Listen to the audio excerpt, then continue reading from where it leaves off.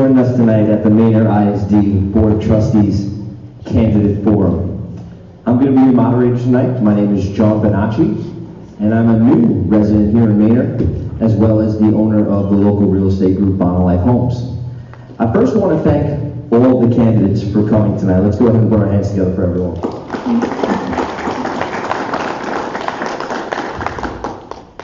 As a former member and being involved in both the New York City public school system, the Baltimore public school system, and the Los Angeles public school system, I can tell you firsthand that the energy that this community has brought to not only these elections tonight, but the welfare of all our students is so applaudable.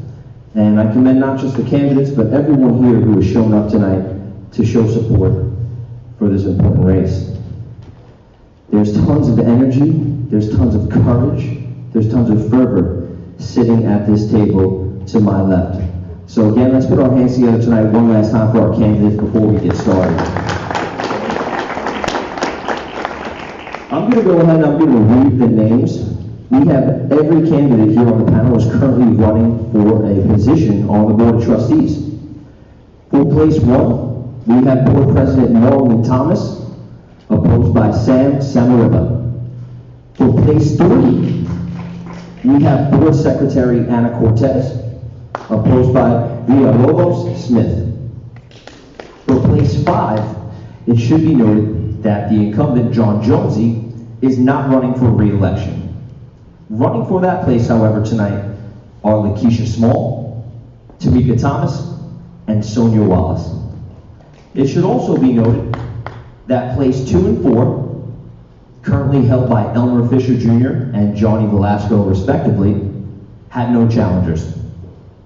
Finally, places 6 and 7, held by Monique Celadon and Janie Cerna, will be up for re-election in 2 years. For that reason, those places will not be participating in the forum tonight. Here's how tonight looks. We will begin with a 2-minute introduction from each candidate in the Get to Know Your Candidate section. Then I'll ask a series of 5 questions prepared prior to the event, which will be answered by each candidate, starting with Mr. Samarripa and moving down. Then we will have 3 to 5 questions asked by the community that you can submit tonight via form in the box provided. Each candidate will have 90 seconds to reply to that community question. And then to wrap up our night, each candidate will be given 30 seconds for some closing remarks. Are you guys ready to have a great forum? Yes. All right, then let's do it. All right, let's start with the Get to Know Your Candidate. Each candidate, again, has 2 minutes. Mr. Samarripa, you're up. Can everybody hear me? Yes. Okay, well. Feel free to grab the mic if you like. And guys, let's please keep our support or non-support quiet here during the client time. Okay, I'm a lifetime resident of Maine. I did serve in the U.S. Army. Currently a disabled vet.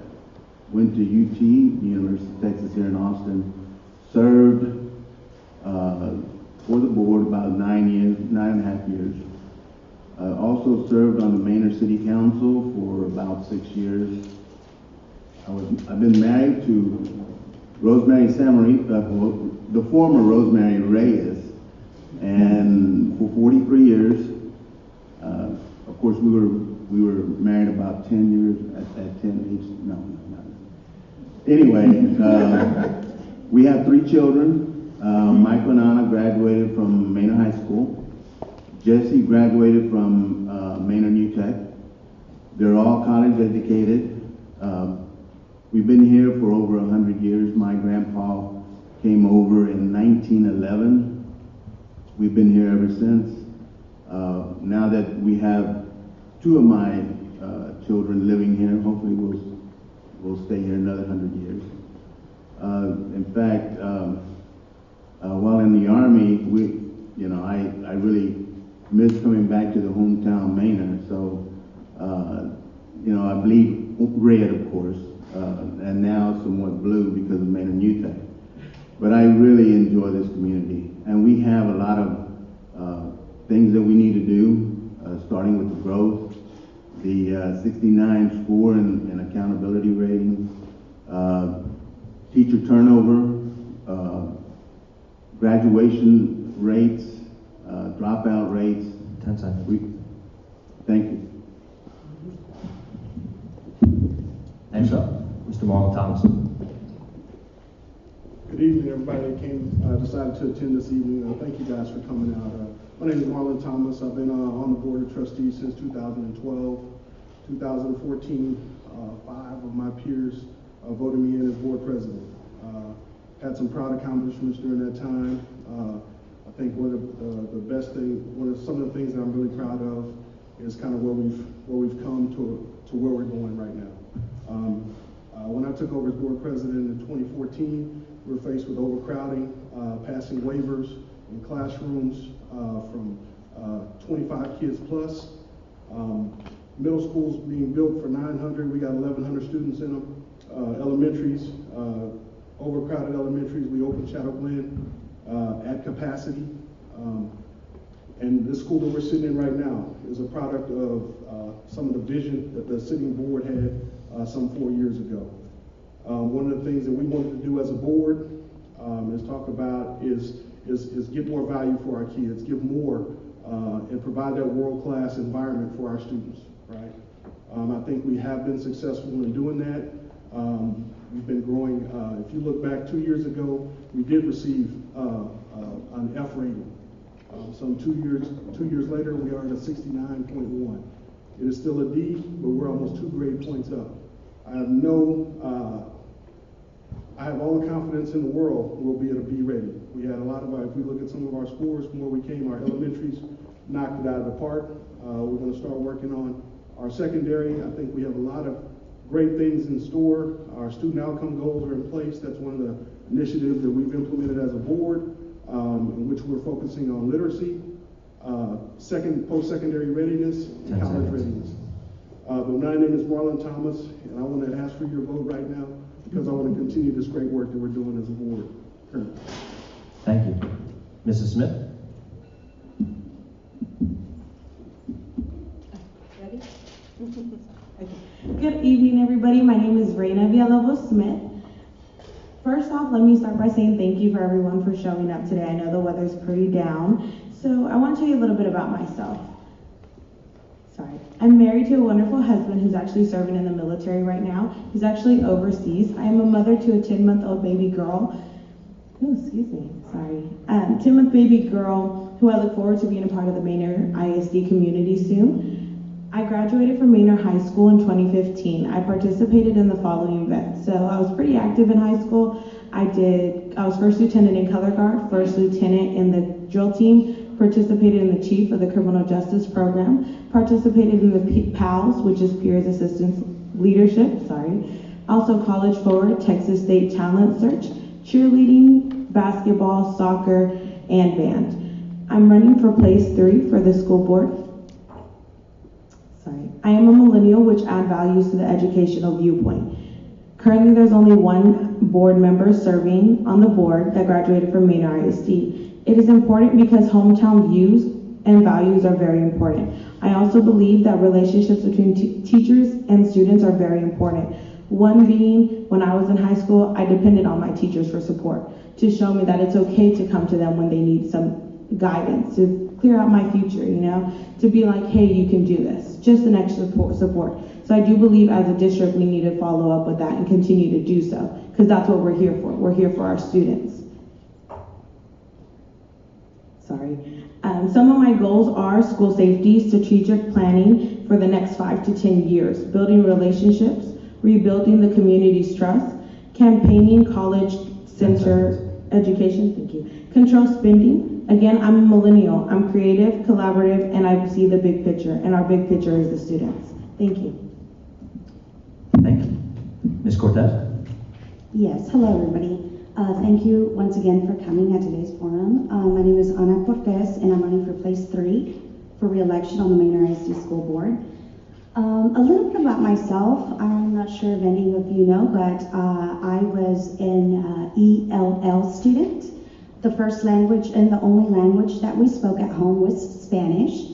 And because of that, our poverty level was pretty high. We ended up working in the fields, and that was one of the great values and education that my parents taught me. If you do not get an education and pursue a higher career, you will end up working in the fields. There was no way I wanted to end up working in the fields. I continued my education. I went to Indiana University in South Bend. I came to Manor ISD in the year 2002. We had 4 children that attended Manor ISD. 3 have graduated from Manor ISD. 1 is a freshman at Manor New Tech High School. And we will also have a granddaughter attending Manor ISD as well. We're very proud of that. Current boards that I'm at, I started as a Manor ISD School Board trustee in 2014. I was elected in 2015, and during the tenure, we were able to make a lot of accomplishments here in Manor ISD. I was elected part of the Mexican Association of School Boards for the whole state of Texas, and with that, I'm able to get additional resources for the underserved, ELL, and economically disadvantaged students. I share that with my board. I'm also part of the Leadership TASB class of 2016, and it is a unique designation that not just any board trustee gets. I'm looking forward to continue all the great things that we have going on in Manor. Ana Cortez, Manor ISD Board, Place 3. Thank you. Thank you. Ms. Lakeisha Small. Good evening once again, and thank you everyone for being here. As the moderator said, my name is Lakeisha Small, and I am a new resident to Manor. I've only been here for the last 2 years by way of Mobile, Alabama, where I was born and raised. I was born to a public school teacher of 34 years, and even though my mother is retired, she still goes to the school every day. And to the late Alfred Lee, my father, who served in the United States Navy. I came to Austin area due to transferring from my job. I relocated. My background is in engineering. I am an electrical engineer, and I have been in the semiconductor industry for the last 16 years. Since I moved to the Austin area into Manor, my siblings have thus followed, so I have no children. However, I am married to my husband for the last almost 14 years. With my siblings, they have a total of 6 children in the district, 1 niece, 5 nephews, and also an alumni grad from Manor High School in the year 2015. So I'm here to bring a renewed focus to the board, as well as continue some of the strategic planning work that was adopted in June of 2016. So I would like to put forth that effort to continue to what the board has brought forth, also to stand convictions in areas that I see that need improvement, including those 2 schools that have improvement required. Thank you So very much. vote Lakeisha Small. My website is lakeishasmall.com. Thank you. Up next, Ms. Thomas. Hi, I am Tameika Thomas. I have been in Austin for 17 years, moved to Manor 4 years ago. I am from Dallas, Texas. I have 7 siblings. I am from a blended family, and I have 6 nephews and 2 nieces. But most importantly, the reason why I got in this race is to really renew our trust in public schools. I went to UT for undergrad in applied learning development, which is a really fancy way of saying education. Then I went on to the University of Texas after graduation and worked for the UT Multicultural Information Center and Diversity, and really fell in love not only with education, but having equity and equality for each one of our students. So I decided the next year to teach. I taught for 7 years in elementary, and then I was also balancing a very vibrant finance practice at night because I needed to be able to eat, because they only paid me $41,000, so I had to do something to supplement that. And in 2014, I had to make a decision whether I was going to go on to be an assistant principal with my master's degree or run the business. I very naively said if the business was doing well in 1 year that I would stay with it. Thank the Lord that I didn't know how hard it was to run a business, but it ended up doing very well, so that is how I got out of education formally. But I do believe that those two passions really will serve the school board well. Running a Fortune 100 finance company, and then two, having a background in education. I really think that what we need here at this time, I have the opportunity to fill those gaps. So. Thank you, Ms. Thomas. And Ms. Wallace. Good evening, everyone. My name is Sonia Wallace, and I also thank you for coming out in this nice cold weather this evening. I am a resident of Manor for 13 years. My children have been in the district for 17 years. My oldest graduated from Manor New Tech in 2011. They say they're the first official class because they went all 4 years in New Tech. So they say they're the first official class that graduated from Manor New Tech. So I bleed blue. I have a recent graduate who is now from Manor High School. He graduated this past year. He also works with Manor Men, so he has already learned at a young age to give back to his community. I am a disabled mom. I was a single parent. I had a child with special needs. So I have been in this district, ingrained in this district for a very long time. I do not just look after the benefits or the needs of my own child, but also other children within the district. I'm one of the biggest shouters at a football game for half of the boys on the field because I've known them growing up. I'm also one of the founding members of Manor Women, which will be starting this week at Manor Middle School. I believe in having our children having a say in what they need. I have a belief that they should trust the people that are with them for a majority of the day. As parents, we send our children off and our teachers see them more than we do sometimes. Also, their coaches. So I believe that our children should have a trust in who is in their environment for the most part of the day. I believe as school board members that it's not only the needs of the child, but it's the needs of the whole family that should be met. 10 seconds. I also believe that we, as a community, need unity. We need to support our youth. Thank you. Sonia Wallace, place 5. Thank you, candidates. Now we'll proceed with answering some questions that were prepared prior to the event. Same rules apply. Each candidate has 2 minutes to respond. First question for Mr. Samaripa. What do you think are the characteristics of a great board member? Thank you. I think like everybody else, we pretty much use the internet to look at all these various opinions. And I really think that, you know, we should have a stable board. We want to have less turnover, but there's some times that you need really to change some of the members in order to improve the board. A trustee is trusted in handling the school funds, and they must have the wisdom to improve the district's students' achievement and quality instruction. We have to do that, and I've done it for over 9 years, and that's what I'm here for. You know, I'm here for the kids. I have 4 grandkids right now that are in the Manor Independent School District schools. I'm hoping to continue this, but with a 69 overall rating, it's not really acceptable.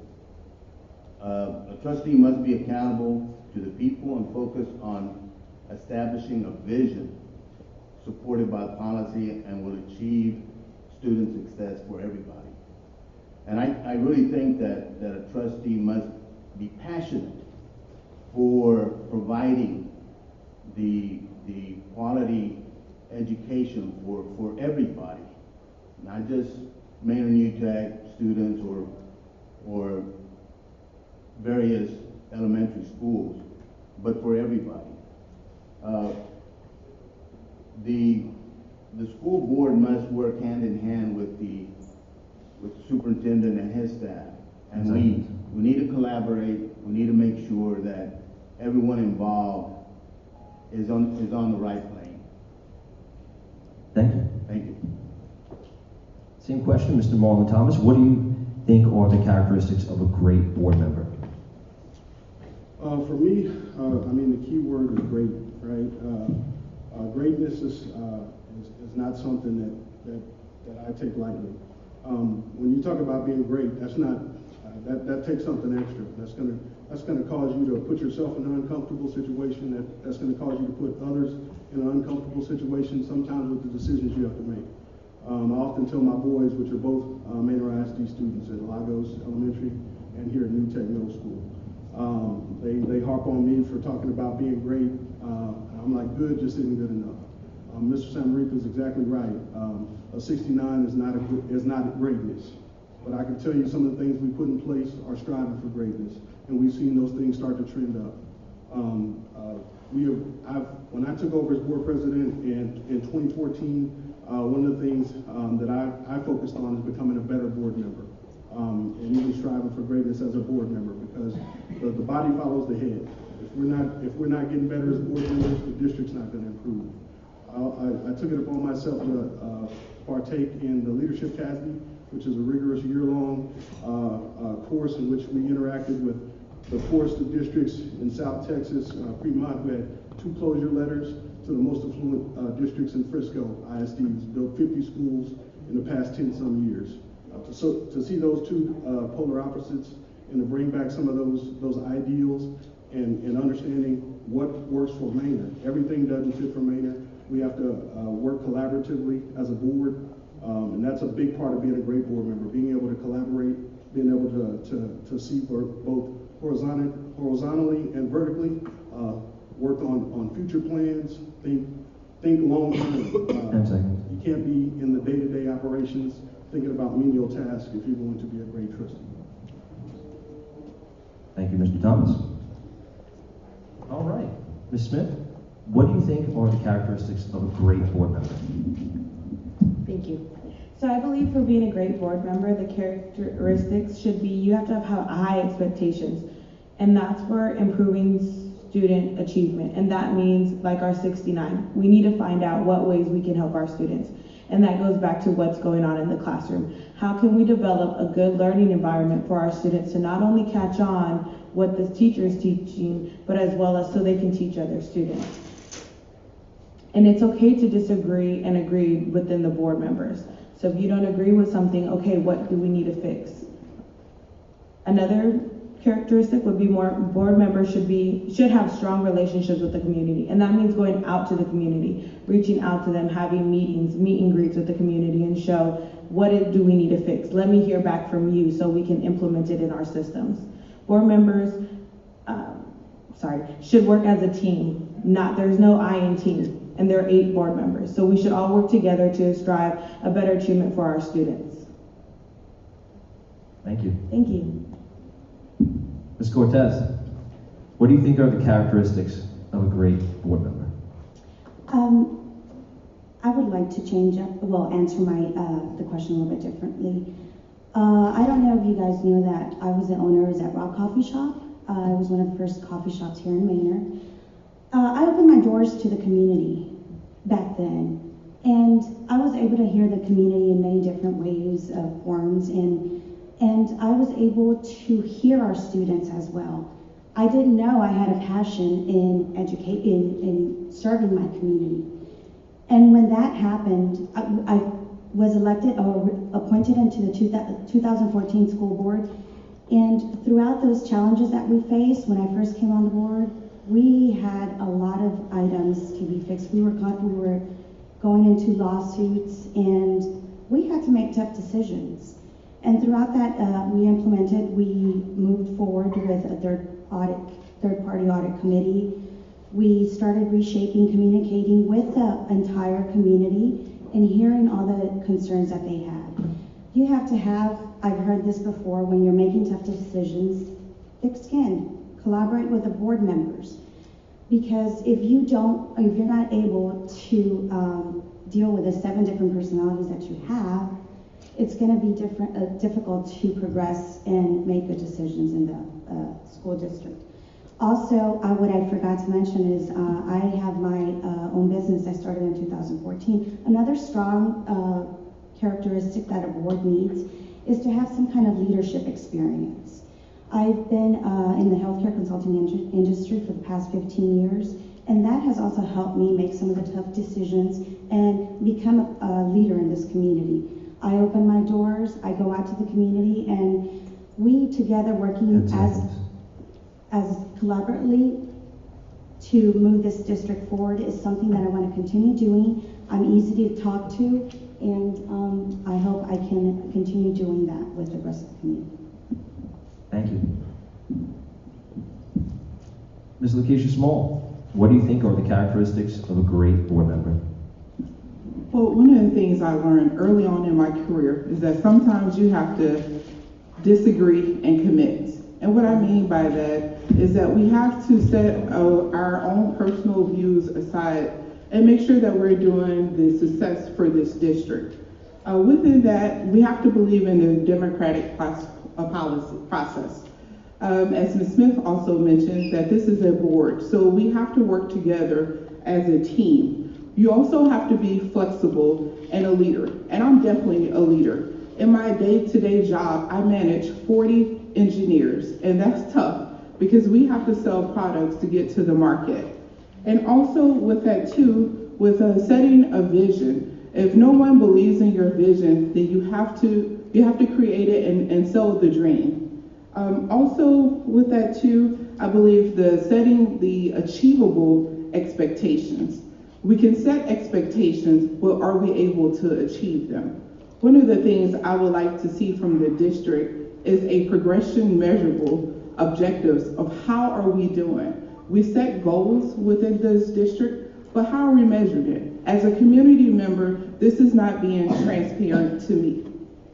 And I feel like as a leader, as a board member, this is something that I, as a homeowner in this city, that I will bring to the table.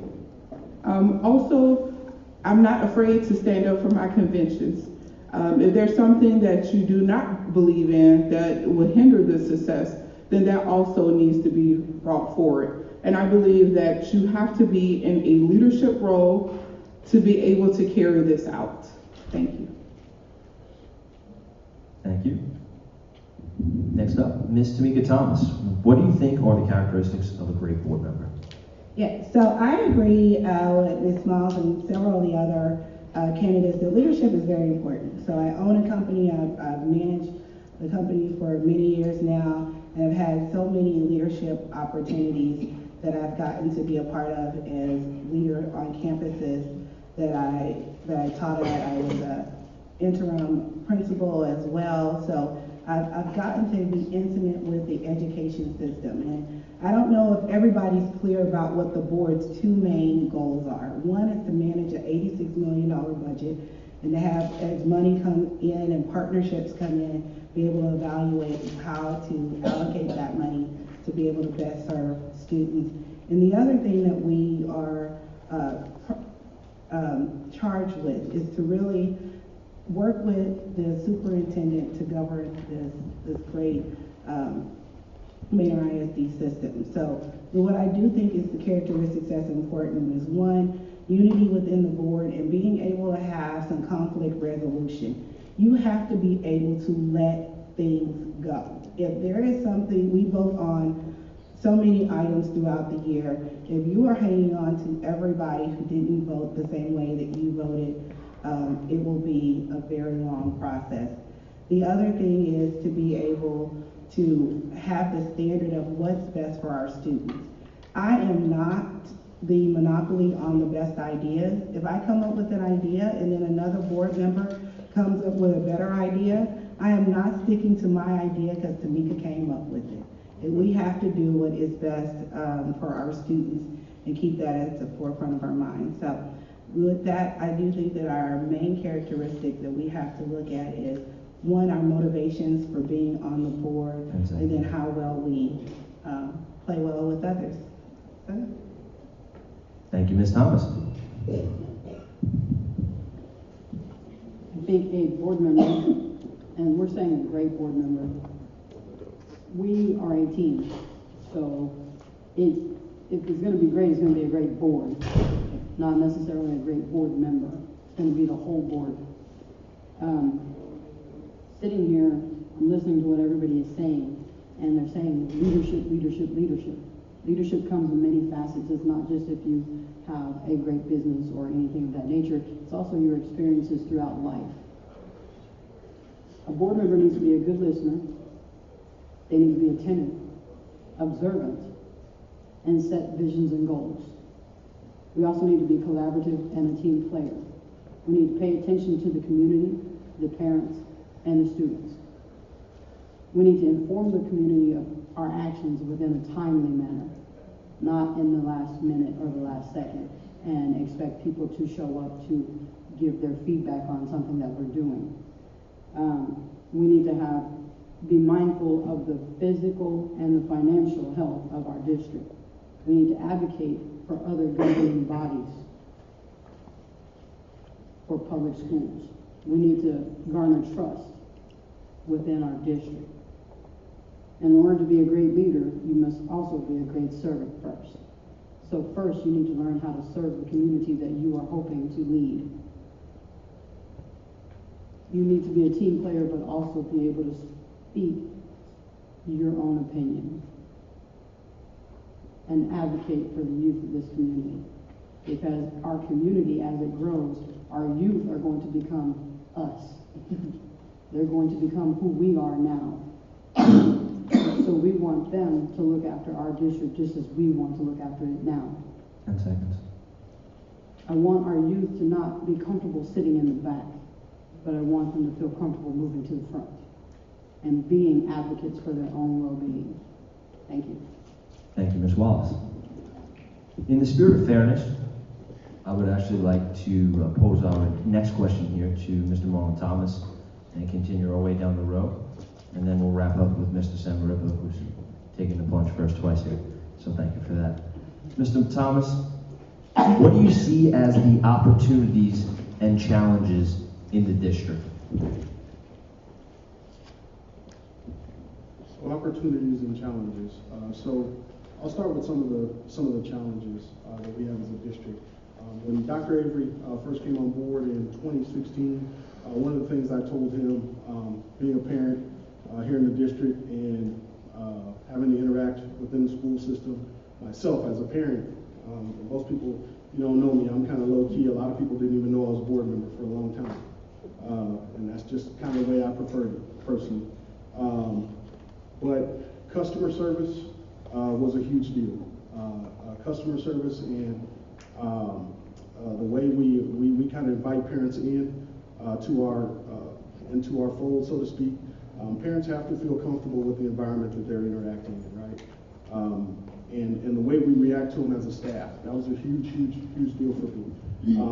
But I think that's an opportunity for us to get better. I think we've improved from that standpoint, and the other opportunity, I think, is communication. I think we've improved some, but we still have a long way to go in communication. I think one of the ideas I've been posing for a while is having a dashboard on our website so we can have our information readily available to all the parents. How are we doing with testing, our testing results? Put it all out there. It's all of it is public information anyways, right? That's one of the ideas I've been kind of posing, and hopefully we'll get that off the ground here soon.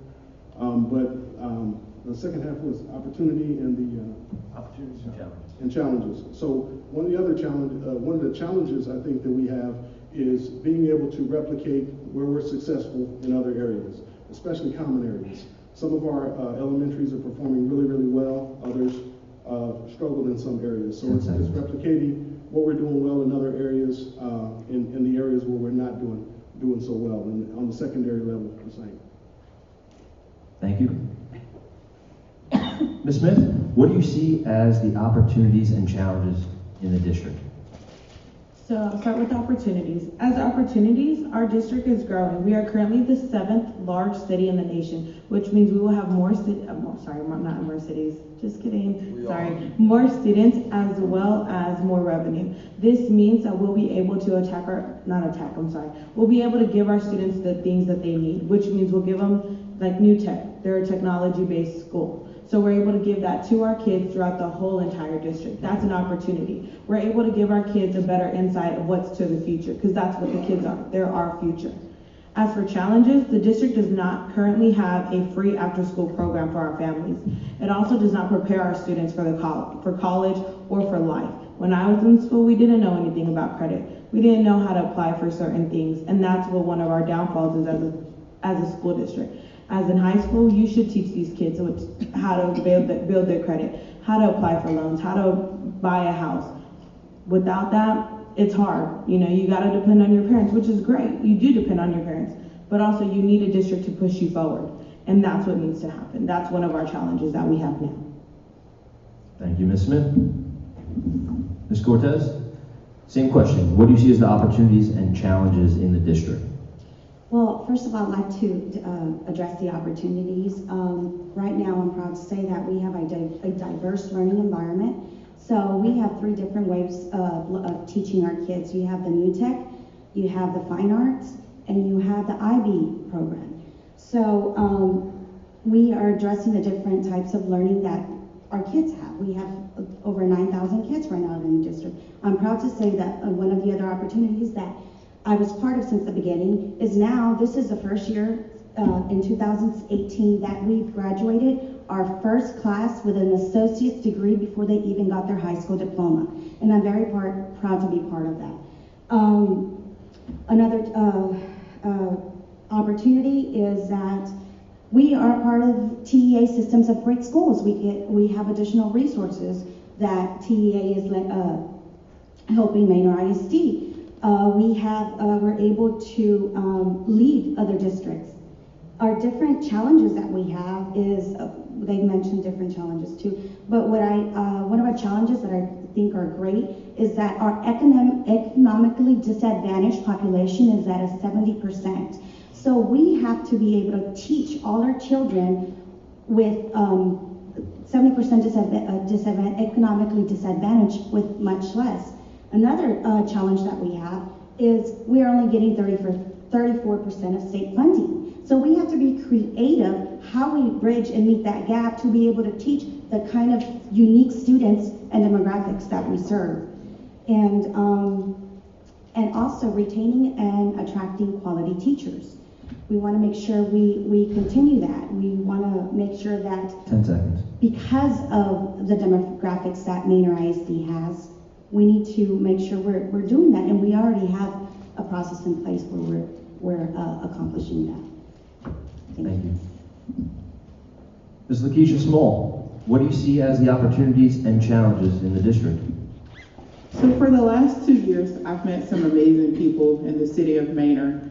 And one of the pathways that I would like for our independent school district to use is our alumni. There are many people, like Mr. Sam said, his family's been here for over the last 100 years. There's also been people I've met 30 years. How can we create an engagement opportunity with our alumni? I would like to see that they bring some of their knowledge and expertise to the board, also through mentoring, alumni events, fundraising, scholarships, just to name a few. Also, with some of the challenges that I see is definitely those 2 schools that have improvement required. And one of the reasons why I'm bringing them up, because I have a nephew that's in the 8th grade at Manor Middle School, and I would hate for him to have some type of disadvantage due to the school scores. My nephew is very smart. He takes all pre-AP classes, and I think like him and every other child, especially with him being from a economically disadvantaged background, that he has that opportunity to succeed. We also need to keep up with our growth rate. As the city is expanding, what are we doing to make sure that our schools do not become overcrowded? In addition, I hear a lot from the community about retaining teachers. How are we retaining teachers? What incentives do we have for them as well? So I think that also could be a challenge. Also, the salary compensation in Manor, according to Google, 10 seconds. is 10% less than what the Austin area is. Thank you, Keisha. Next up, Ms. Tameika Thomas. What do you see as the opportunities and challenges in the district? Thank you. Okay, so I'm gonna teeter between opportunities and challenges, because we have made steps in these areas, but we have some ways to go. So as Marlin said about communication, we have had a better communication with our parents regarding our grades and getting feedback and having teachers have 2 grades put in at a time each week. I want it to be a percentage, because if you give 5 grades out for the week and you put in 2, then there's still a lot of grades that aren't already in, so parents can have an alert as well as their children's grades drop between under 70, so that they can, and the teacher can be proactive in making sure that their child is not failing. Also, pre-K through 2nd grade, we have made strides to really focus on literacy. I'm proposing that in not only the 2 schools that are that are looking at for additional help for requirements, but also in pre-K through 2nd grade, that we form stronger partnerships with our collegiate family, whether it's UT, Texas State, Concordia. We're in the mecca of colleges where they come in and do an intervention program, help our students learn to read, help plug some of the gaps that we have. And as those teachers stay with us and continue to have these interventions, and they have a favorable report from their supervisor, they will also be put in line to be teachers within our school district. When we have 76% low-income students, the problem is we have wonderful, bright teachers coming in expecting our schools to look like their textbooks. And when they don't, they leave. And of course, higher teacher pay and better resources. Thank you, Ms. Thomas. Ms. Sonia Wallace, what do you see as the opportunities and challenges in the district? I see opportunities by us, like Ms. Tameika Thomas said, collaborating with some of the colleges in our area. A lot of our teachers, if you did not know, attend Houston-Tillotson University. A lot of people in our community are alumni from Houston-Tillotson University. I think that if we could have a better partnership and piggyback off of some of the resources that Houston-Tillotson University, as well as Texas State and University of Texas have, we also should partner with St. Ed's, which our Gear Up program does partner with St. Ed's. I think that we should tap into those resources. Some of the challenges that we have in the district is teacher retention. We have some great substitute teachers that work well and do long-term positions in our district. Those should become some of our teachers.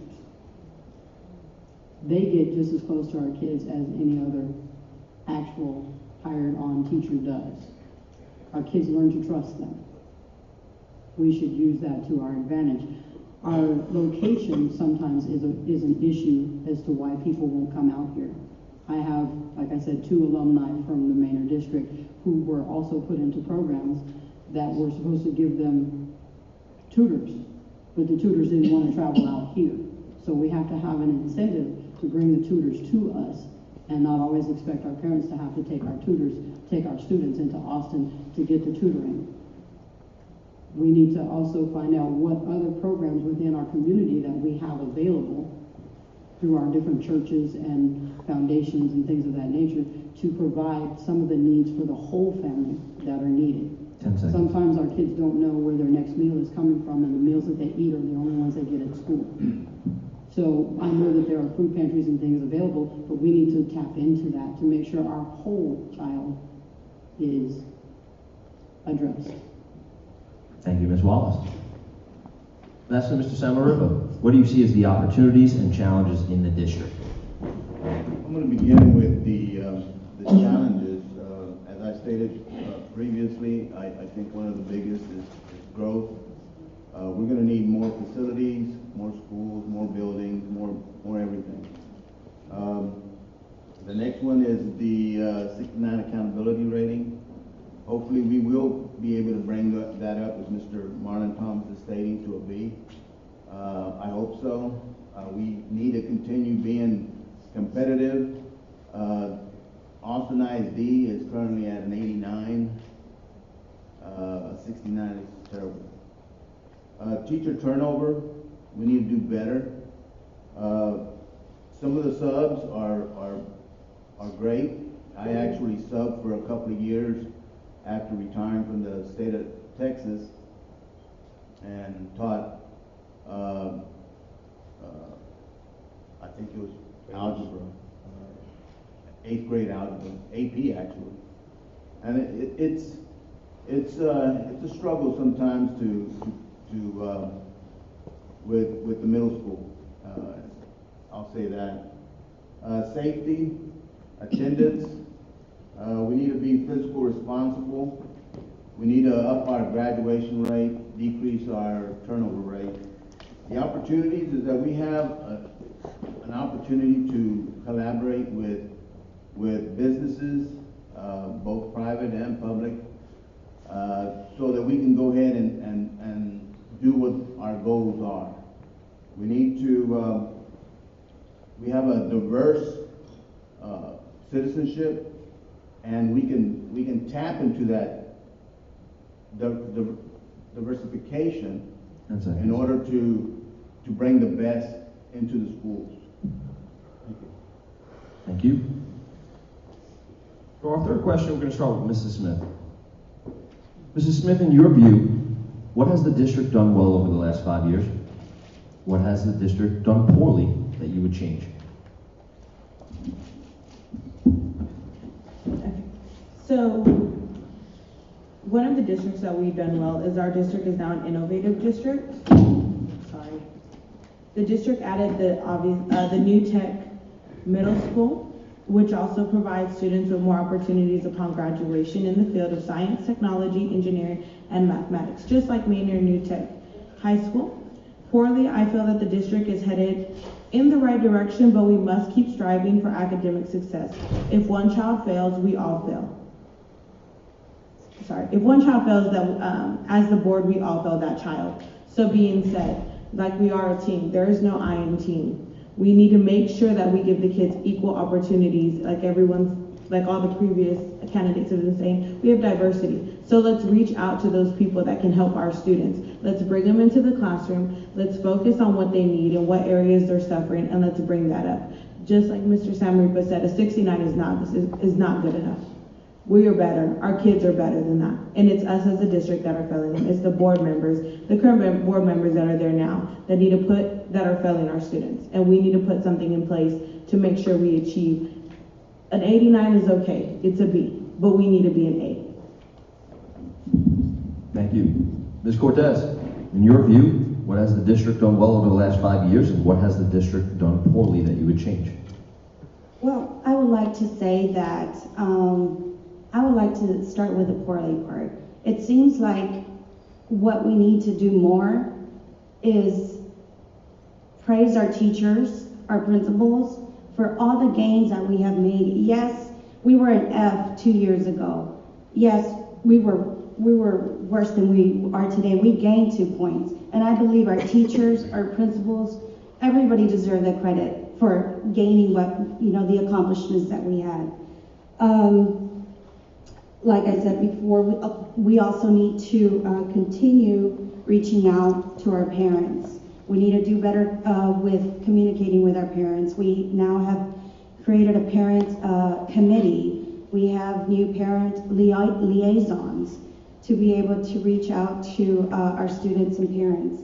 The past 5 years, we came in 2014. The students, like Mr. Marlin said, we were at capacity. We were overcrowded.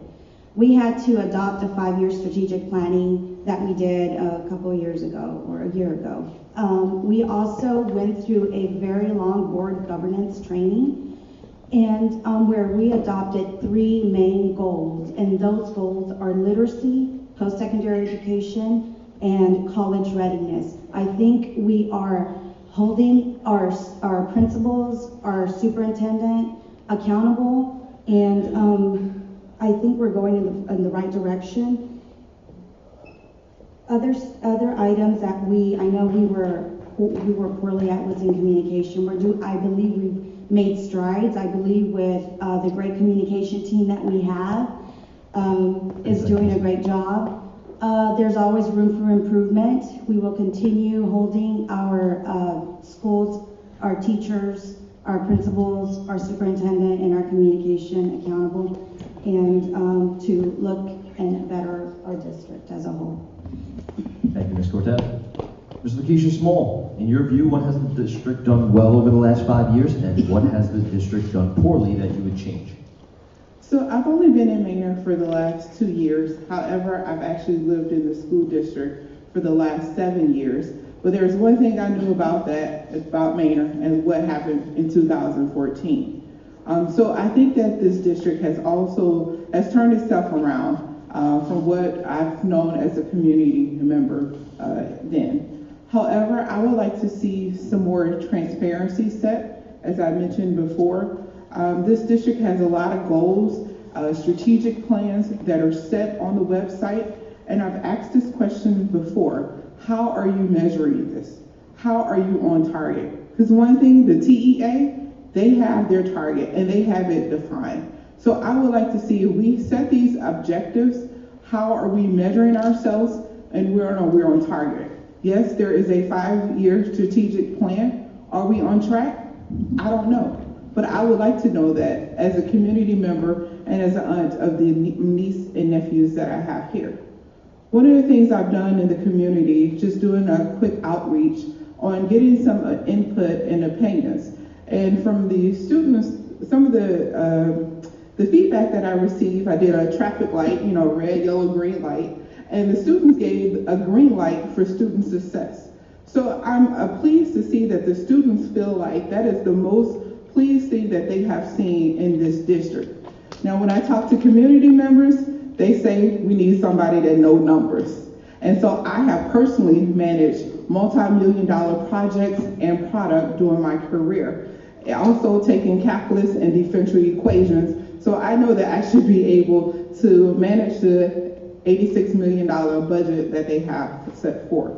So I think that this district, has done well. However, there is some improvement still needed. Thank you. Thank you, Ms. Small. Next up, Ms. Tameika Thomas. In your view, what has the district done well over the last 5 years, and what have they done poorly that you would change? So I think that we have done really well putting in innovation on certain campuses. I think that what we can improve with that is making sure that we have a consistency across the grade levels from pre-K on to high school, and then making sure that each campus has a level of innovation, this wonderful campus that we're sitting in now. Now that does come with a process and a price tag. So I do think that we're going in that direction, but understanding that Rome isn't built overnight. We do have to respect the process. I do think it's important to differentiate between, when we say over the last 5 years, our superintendent only got here 2 years ago. He inherited a sinking ship. He had to take some time to kind of plug the ship up. So I do think that we put some, like I said, some things together in literacy, pre-K through 2nd grade.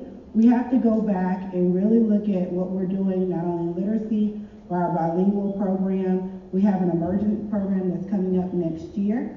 So we are moving in that direction. But we have to have a program that fills the gap for the students that didn't come in under that emergence program. We still have to have them fully immersed in English by the secondary level, because we just don't have the resources at that level to sustain them. Also, we have done a really fantastic job of doing early college programs, culinary arts programs.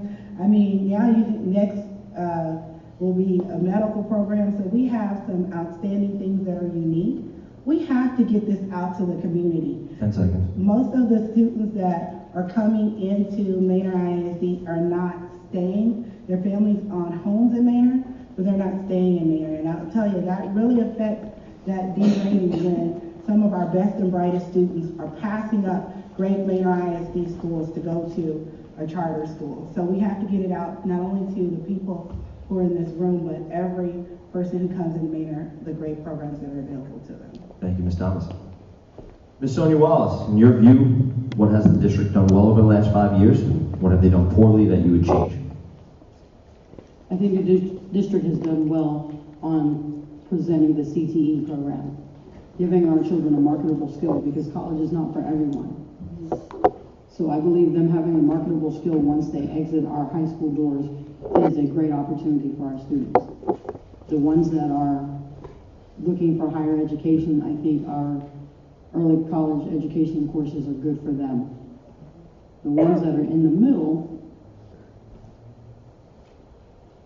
I think we could do better with trying to help guide them. Because as I said, college is not for everyone, but it doesn't mean that at a later date you won't decide to go. So we need to have them aware of their opportunities for maybe not entering college as they get out of high school, but following up with it later on, because education is very important. We need to also have, as someone stated before, teach them the life skills that they're going to need when they get out. A lot of our students don't know how to balance a checkbook. They don't know how to manage their bank account. They may have a debit card, but they think it's just free money, and they need to know that it's not before mom and dad have to be bailing them out all the time. So we need to teach them basic life skills. That is a program that Manor Men is helping to implement at our middle school level, is teaching the young men how to tie a tie, how to go to an interview, how to basically succeed as they walk out the doors. I hear everyone speaking about the progress that we've made on our elementary school level. We also need to make more progress on our high school level. As we are setting these kids into the society that we live in, we need to make sure that they're capable of actually functioning in that society. I see a lot of our kids that are floundering as they exit high school because they don't know what to do with themselves. We need to be able to give them some help as they exit. Keep supporting them in their endeavors to try to make them figure out how to be a productive member of this society. Thank you, Ms. Wallace. Mr. Samaripa, in your view, what has the district done well over the last 5 years, and what has the district done poorly that you would change? Well, I actually have a list, but I'm going to start off with the hiring of Dr. Avery and the staff. I think he's on the right track. We'll work with him as a school board and see what we can do. The other thing that the district has done well is the early college high school, and this is all list. This is just a list. Manor Mustang Health Center, bringing the transportation situation back into the district. School Health Advisory Council, the SHAC. MEA graduating more students, expanding the project-based learning to other campuses. We have more elementary schools now that are doing PBL. We continue to do the free lunch for every student. Pre-kindergarten program, Manor Mentor, YMCA after-school program, new campus buildings. These are, Lagos, this building itself. The things that we have done poorly, I think we lost a federally funded after-school program called LEAP. We need to be more fiscal responsible. And of course, all the other items that I stated, the accountability rating, the teacher turnover. We need to do something about the teacher turnover. There's just no, you know, we have that high rate that we teach them. We have them here. They learn a very good profession, and then they leave. Except for some of the teachers that actually live in the area. Miss Boatwright is one of them. Thank you. Thank you, Mr. Sandberg. Mr. Marlin Thomas, lastly, in your view, what has the district done well over the last 5 years, and what has the district done poorly that you would change? So I'll start with the poorly. Being on this board for some time, it's real easy to pick out the opportunities for improvement. Some of the areas that we're actively working on is budgeting, right? Trying not to, well, it's not a try. Working towards not adopting a deficit budget. We started a process with the zero-based budgeting a couple years ago, and that goes through validating programs, making sure that they are providing our kids with what we want them to provide them for.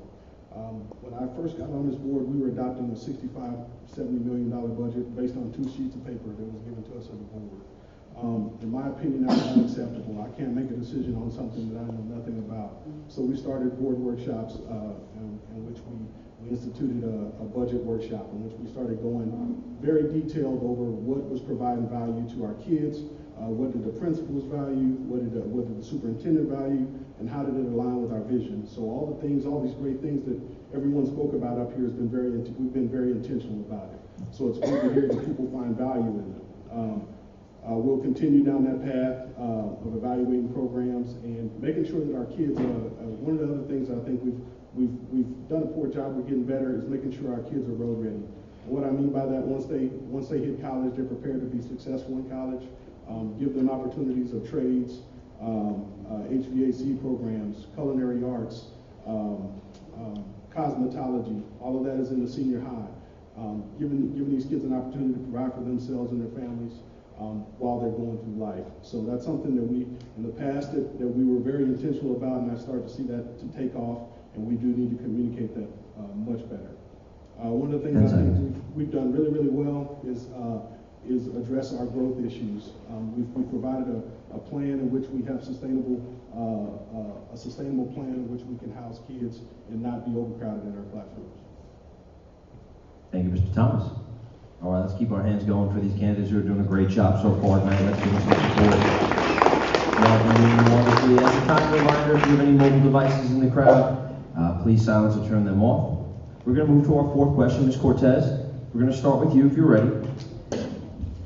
We've mentioned this word now twice in some of our responses, superintendent, so it's a phenomenal segue. Describe your view of the roles of the school board and the superintendent.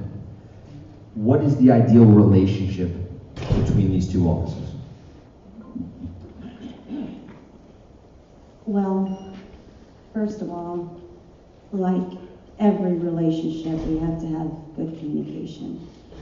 I have to, the role between the superintendent and the school board. When I first met Dr. Avery, I had to make sure I had to meet with him, understand him, share my views, my goals, what I thought where the district was going, where we needed improvement.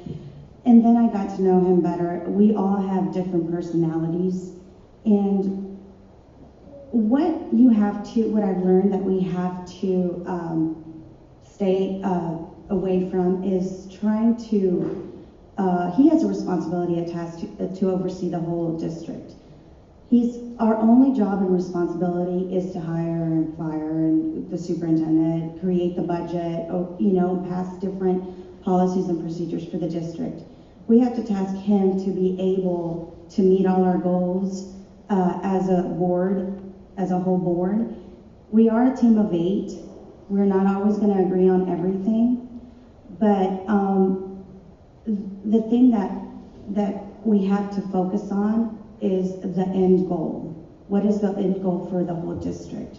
We have to communicate it well with the superintendent and then discuss it together as a board. One board, one board represents the whole board. And this is what what I've learned.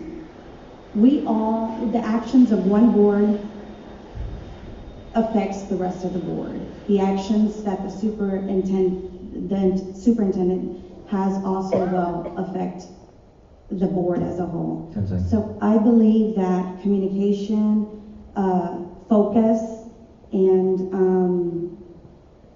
dealing with the different personalities and understanding each other is something that is very important. And how to work with all those different things that we have to do for our districts and the vision, the mission of the district. Thank you, Ms. Cortez. All right, Mr. Lakeisha Small. So I also agree with Ms. Cortez about the relationship between the board and the superintendent. You definitely have to have a very strong partnership as they are allowed to manage their administrative team, set goals, review budget, and also, engage with the students and the parents. And we need to, as a board member, with that relationship, I feel like we should be able to govern it, make sure that it is appropriate, that it's also in the position for our, that we are doing the right thing for our district. Also that with the visions and the goals, just as Ms. Cortez said, that we need to make sure that we allow our superintendent to do his job and not to be into the day-to-day activities. Thank you, Ms. Small. Ms. Tameika Thomas, describe your view of the roles of the school board and the superintendent. What's the ideal relationship between these two offices? So I think our ideal relationship is one of support. Yes, we might be in the position of hiring and firing, but we have to keep in mind that we sink or swim as a team.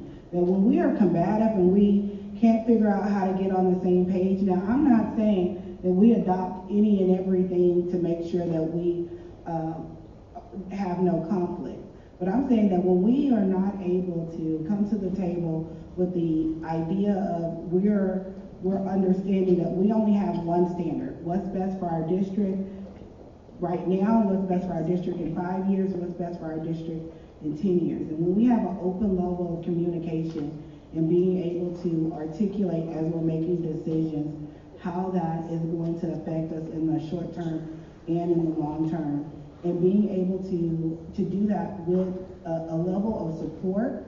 And really, I think that I bring a unique sense to the table, being that I've been in education for 15 years, and I don't understand everything that comes into being a superintendent, but I also respect the fact that I don't know, and I'm willing to ask questions and learn, because I think that when we all come with our set of exposures, and then we start making demands on each other based on what we know. And when we don't come to the table with an open spirit of, okay, what is it that I need to learn in order to work well with you? But also, what can we do to commit from both aspects, from the board as well as the superintendent? How do we always go back to that central question? Is this best for the district? And I think that when we start doing that, that will alleviate some of the tension sometimes that we have within the role. Thank you, Ms. Thomas. Ms. Sonia Wallace, describe your view of the roles of the school board and the superintendent. What's the ideal relationship between the two offices? The two roles are pretty much cut and dry. The school board is to govern the superintendent, to make sure that he is setting forth to do the task that has been put before him by the school board, which is the vision and the goals of the school district. He is supposed to, or she, whoever our superintendent will be or is, we need to make sure that they have everything that they need in order to accomplish those goals. We also need to be able to hold them accountable and make sure that the goals are being met, not just on paper. We need to be aware of our circumstances and not just be sitting here on the board saying, okay, this looks good on paper. We need to actually make sure that what is being set forth is being done, and it is for the benefit of our students. Because ultimately, they're the ones that suffer when we can't agree or get along. The perfect ideal relationship is for us all to be on board with one goal, one plan. We are one district. We have many schools within our district, but we are one district. And we need to treat every school, every campus accordingly. not set some aside for special projects or special funding, but make sure that there's equality and equity across the board. Equity meaning that we need to have a level playing field across the board for every school in the district. Equality, we need to be able to treat every student the same, even though we have students with different needs. But we need to have all things available to all students. So the perfect board superintendent relationship would be one of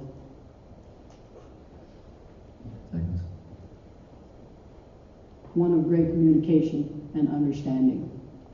Sometimes you need to agree to disagree and keep it moving. That's it. Thank you, Ms. Wallace. Mr. Samaripa, describe your view of the roles of the school board and the superintendent, and what is the ideal relationship between the two? Can y'all still hear me? Good, thank you. Everyone has actually heard the saying, it's a the school board and the superintendent is a team of 8. Everybody knows that. The only thing is that the board sets the policy, and we entrust that the superintendent is going to process and run the day-to-day activities of the district. The school board should also, well, they do, they also evaluate the superintendent. What I like to do is give the superintendent a tangible measure, like say for instance, reducing the dropout rate by 10% or 20%. That's what I like to do. When the superintendent comes in and he gives us something to act on, I like to question it. I was always told in the meetings when I was on the board that I asked too many questions. To me, if you don't ask questions, that's just giving the superintendent a rubber stamp to do what he wants to do. Sorry, but we need to make him accountable for what he's doing. And as a board member, and being retired, I will be able to spend more time in doing that. Thank you. Thank you, Mr. Samaripa. Board President Marlin Thomas, same question. So, a board member and a superintendent relationship, very important and vital to any school district. Easy to say, harder to do. I've been doing it for quite some time. Interacting with a lot of superintendents, have a lot of superintendent friends that I even benchmarking is a big thing for me in my profession. As engineer project manager, I like to see what other folks are doing and make it validated by what I'm being told. Me and Dr. Avery have a great, what I consider a great working relationship. I've always been very honest with him. When he asked me my opinion, like I said, there's accountability. My goal has always been and always will be the betterment of the school district. Nothing personal. That's what we set out to do before the superintendent got here. That should be the same goal once the superintendent gets here. That open communication has to exist. That level of accountability has to exist. I was fortunate enough to be asked to chair the Region 13 Superintendent of the Year interview panel. Selection panel, and I've done it for the past 2 years. So I got to see all of these superintendents who are achieving greatness within their district. And this past year, the way it works in a nutshell is the board has to put the superintendent up for Superintendent of the Year. The superintendent can't say, I'm Superintendent of the Year. His board has to do that. And each and every one of those superintendents were so grateful that their boards thought of them that way. I mean, one, even to the point that they were in tears, that they had accomplished a level of communication and alignment with the vision of the board and the community. It spoke volumes. So they're how gracious and gratuitous they were for their board to think of them at that level really moved them. And I shared that story with Dr. Avery. And I think that's where you got to get. You really have to become aligned with your board. Healthy boundaries are good. You don't have to hang out 24/7, but you have to have that healthy level of communication, and trust must exist in that relationship. Thank you, Mr. Thomas. Our last respondent for this question, Ms. Villalovos-Smith. Perfect, thank you.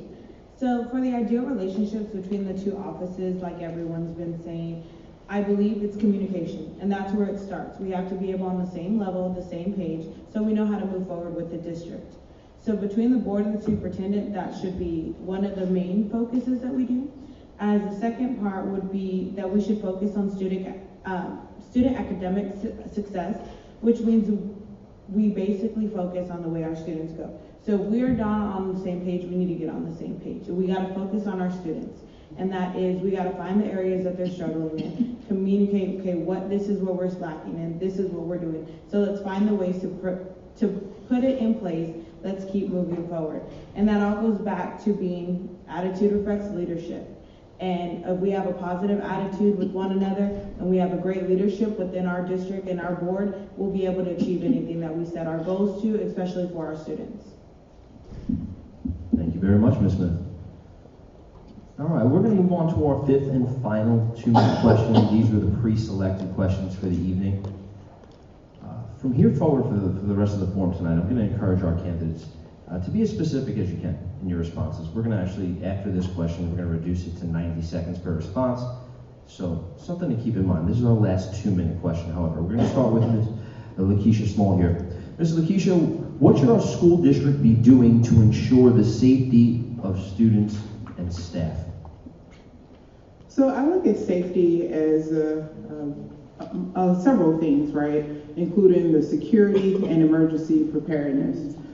So with the safety, I want to make sure that we ensure that we have a injury-free place of work for our students and for the teachers and for the students.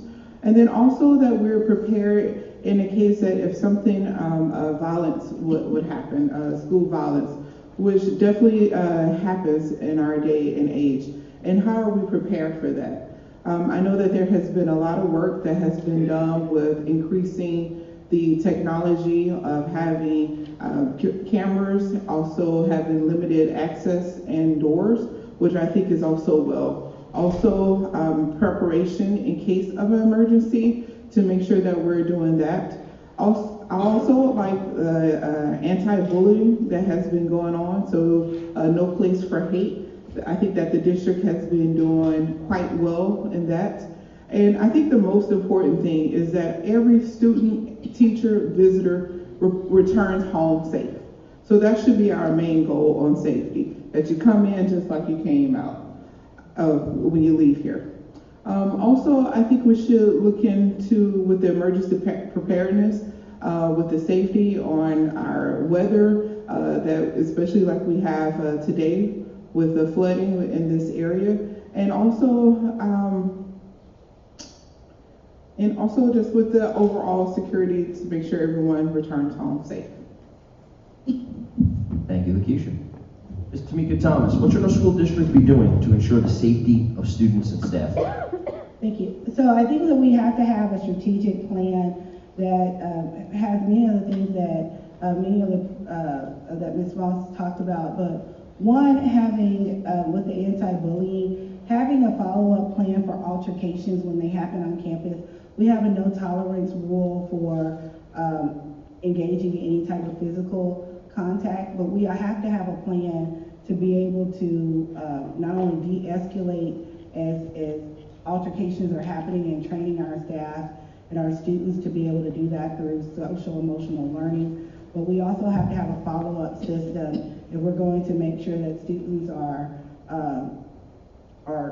suspended because they had some type of altercation. We also have to have a follow-up with them to make sure that they weren't being bullied, how did they see the situation, because we can't just have it be where they're being suspended but not having a system of following up. Our emergency systems, we have been doing a great job about getting out communication when things happen on campus. I do think that we have to reevaluate our plans and walk through, again, now that we have so many students being bused to different campuses, how does that leave them more vulnerable now that they're out in the open? We don't have teachers going to those campuses with them on the buses. What if we had an emergency situation either en route? And what are we going to do about that now that we have that introduced into our safety plan? And also having a greater level of communication as to what the plan is for your campus. Right now, just by a show of hands, if something happened on your campus and your child, you needed to meet your child because they were in an emergency situation, who all knows exactly where that meeting spot would be for their campus? 10 seconds. I see I see 4 hands and 3 of them are principals. So I definitely think that we have an opportunity to improve with our level of communication of what an emergency plan is for our particular campuses. Thank you, Ms. Thomas. Ms. Sonia Wallace, same question. What should our school district be doing to ensure the safety of students and staff? One of the programs that we already have implemented is restorative justice. I think that our staff should be trained in restorative justice practices. Some issues can be de-escalated within the classroom. We also need to be aware that our students are aware of the blind spots of the cameras on our campuses. I have stood on a campus, well actually more than one campus, and watched the students play hide and seek with the administrators. When we have, or if we were to ever have an emergency situation, a lot of our students would be vulnerable. We need to have accountability on our campuses as far as our students being in class and in places where they need to be and not where they shouldn't be. We also need to have more training for our staff on how to basically de-escalate situations before they happen. A lot of our students come from negative backgrounds, and so fighting is the only way that they see as an option for solving their issues. We've had students bring weapons on campus. I was notified several times from my son that kids on the high school campus had guns, knives, other stuff. We've had students on the middle school campus recently throw firecrackers in the bathroom. Education is the key. We need to educate our students and our teachers on students want to trust us enough to tell us. 10 seconds. And our staff trustworthy enough to handle the situation with as little uproar as possible, not to make things fearful for the other students. Thank you. Mr. Samaripa, what should our school district be doing to ensure the safety of students and staff? Again, I have a list of things that we could actually do currently. We could start with a gated campus. Only authorized people would go in and out if the need arises. We have a Raptor system that actually, when you go in, your ID is taken and you get a badge, label on with your name that you are you're being invited. The Raptor, as I recall, only works for the state of Texas. It doesn't give a total picture throughout the United States, so that's a fallacy. I think there was one instance where one individual had some sort of criminal offense outside of Texas, but he was still allowed. We need more cameras. If it's necessary, we need to make sure all the corners and places where you can't see these students to install new cameras. We need to have new SROs. If you can't reduce the time that an SRO has to come to the incident, then we're in trouble. We need to make sure that those SROs get to that scene as soon as possible. We can do drills. We can take the campus and do a mock drill if we have to. 10 seconds. We can install metal detectors at a last resort. And honestly, I don't believe that we should arm the staff. There's a possibility of doing that. but I wouldn't support that. Thank you, Mr. Sember. Mr. Thomas? Of Did you read that question? course. What should our school district be doing to ensure the safety of students and staff? So, the safety and security, very important. Like I said, I'm a parent as well. I want my boys to show back up at home the way they left. In fact, I want them to have learned something when they show back up at home as well. Right? It's not a question of what we should do, it's a question of what we are doing currently. Like I said, we're being very intentional about some of the things that we're putting forth as a current sitting board. One of the committees that I've developed is the Safety and Security Committee. I don't chair that committee because I sit on several others, but Johnny Velasco is the chair of that committee, and Elmer Fisher joins us on that committee as well. And some of the things we have community forums, and we invite everyone to come out to have those discussions. Last year we had 3 of them, but we were talking about some of the very issues that we're discussing here today, especially after Sandy Hook and Columbine and all that. Your mind just goes into a different place when you start talking about safety and security. Those are the big ticket items, but then you have the other things going on: drug control, sexual predators, social media, all of these things. The mental health side of that safety and security. So you have to cover all of these things. So one thing is not what you have to focus on. Like I said, especially being a board member, you have to think in broad strokes, but have very detailed plans. A lot of the things that are in place, we can't share them because that will allow somebody to plan around them, right? So I would invite everyone to attend some of our safety and security community forums. As far as SROs, we've increased the number of SROs on our campuses and their coverage. We have a plan where we're trying to extend that further. We've invested over $250,000 in more camera coverage on all of our campuses, covering more blind spots on our elementaries and on our high school campuses, making sure doors and entrances are locked. So we are being very active in doing active shooter training. There's all kinds of things going on. So we are doing some of those things that may not be in common view right now. Thank you, Mr. Thomas.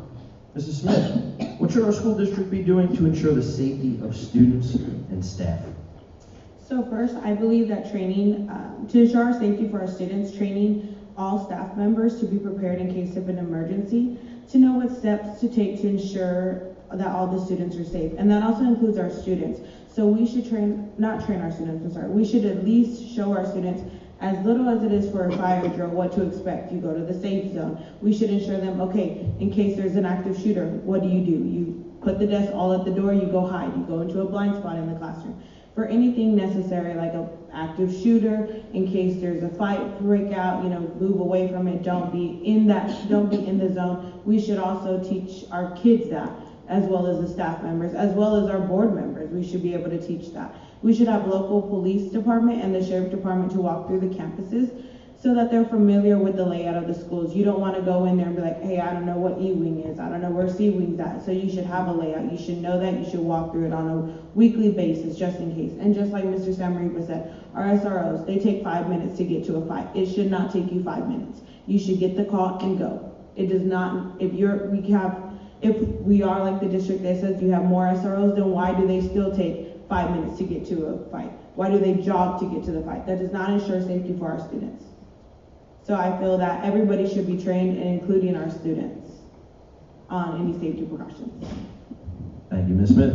Next, Ms. Ana Cortez. What should our school district be doing to ensure the safety of students and staff? Yeah, first of all, it's very sad to think and hear all the training our young kids from pre-K all the way to high school, that what they have to go through now with all these active shooter situations. Like Mr. Marlin said, we have created a school safety and security committee, and he already described everything that we're already doing, but on top of that, I know that we're engaging with our local police department. We have partnered with Manor Police Department. We do have additional SROs. I know that in one of the PTA meetings also, the police department was also sharing how they are training in our new schools like this. Manor High is very open. So now we have police department training in our open schools.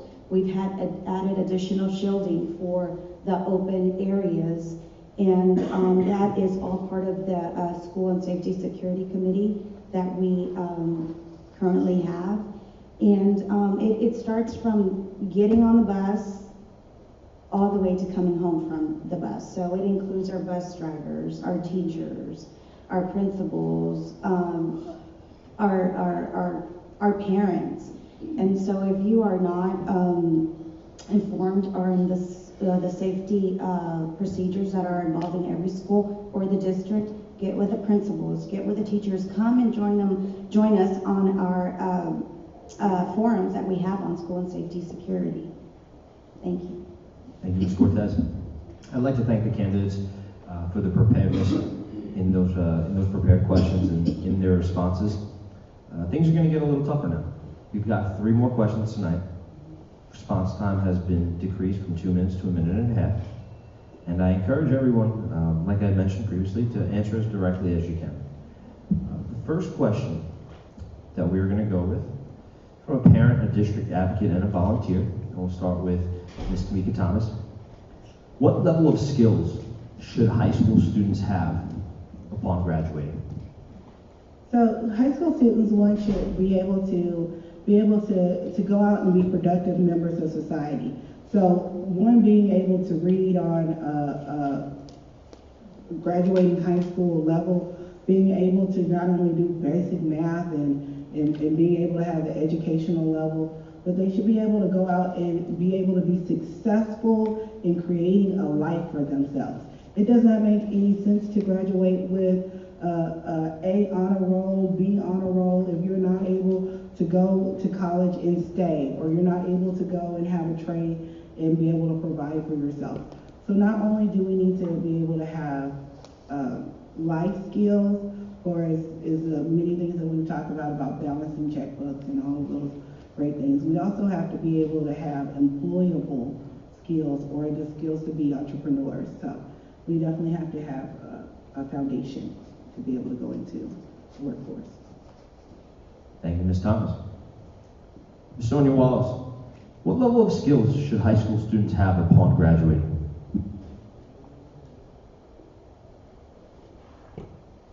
I would say that a lot of our students need a marketable skill.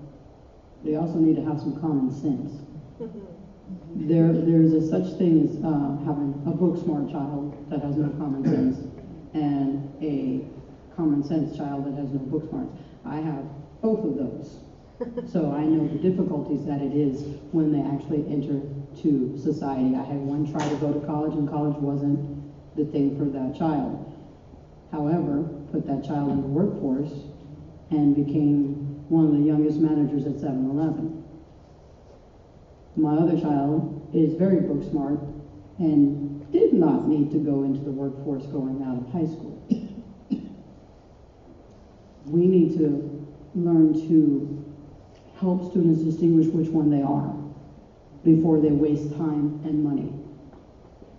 I have a huge bill on my plate because one of my children was not ready for college, and I paid a lot of money for that.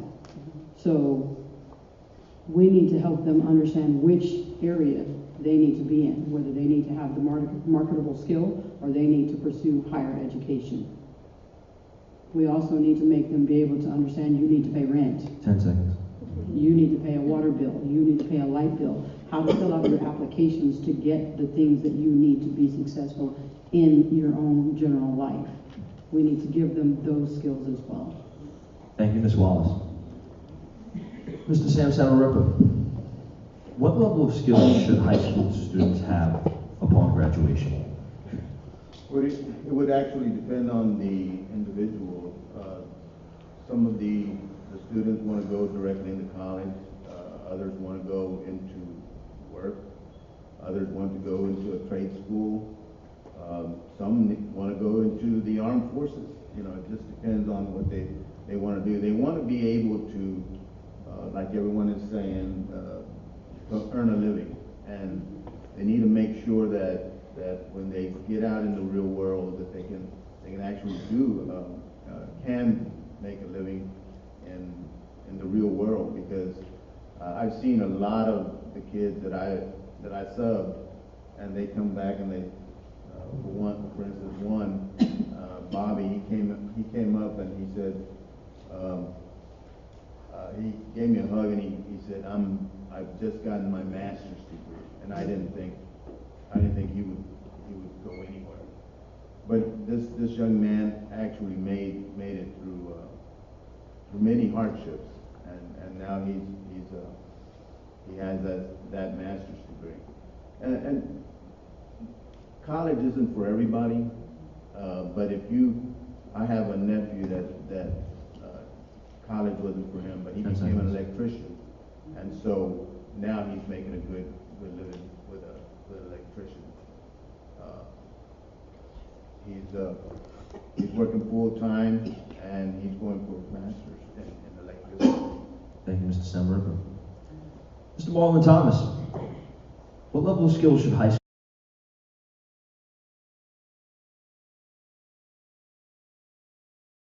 What level of skills should high school students have upon graduation? So for a high school graduate, I think it's almost the same for any level. I was having a conversation with a superintendent at one point, and they said one thing they don't leave up to chance in their school district is literacy. If you can read and comprehend, you got a shot, right? But then we have to add all the other services along with that, right? Unfortunately, I mean, I'm a huge advocate for public education, but public education has shifted over the years. We got to provide so many other services to students to get them to a point where they're productive individuals in some cases. Then you have your high level performers. I think you have to adjust that level. A lot of times we can focus on the lower end student and we forget about our high performing students. I'm a first generation college student, and I can tell you I wasn't prepared for that environment when I went into it. And I didn't go to Manor ISD. I think it's a public education deal that focusing on those life skills and things that can prepare you in any environment, whether you go into the workforce, whether you go to college. And I think we're doing some of those things here at Manor ISD. I think if you go look at the senior high and you look at New Tech High School, some of the things they're doing is next to amazing. And have those opportunities for kids to be able to provide for themselves immediately after college. They're coming out, some of those high school students are coming out making more money than some college grads. I went to a welding program in Corpus Christi, and they were making $85 an hour, and not a lot of college students are doing that. Thank you, Mr. Thomas. Ms. Smith, same question. What level of skills should high school students have upon graduating? So I feel like at the level of skills, I feel like that's how we go back to square one. What did they teach us in high school? When I graduated high school, I didn't know anything. I didn't know how to build my credit. It took me till I was 21 to understand, I have to open up a credit card, put half of the money down, and then, make monthly payments. So I feel like we should be able to teach our kids, whether or not they're at this high level or in the middle level or the low level. At the end of the day, all the kids should know, this is how you should do it. Let's start at the plan B. Let's start off, this is where you should, this is how you do this. This is how you write a check. This is how you dress for an interview. Just like the Manor men. This is how you tie a tie. This is how you know how to pay a bill. This is how you do certain things at a certain level. So it doesn't matter if you're at a higher level, middle level, or a lower level. Everybody should be able to understand that at the same level. So I feel that at a district, we should be able to provide those, even small groups like the Manor men and Manor women. They provide that for our students. We should be able to provide that for our school, in our district. I'm sorry. Thank you, Ms. Smith. Ms. Anna Cortez, what level of skills should high school students have upon graduating?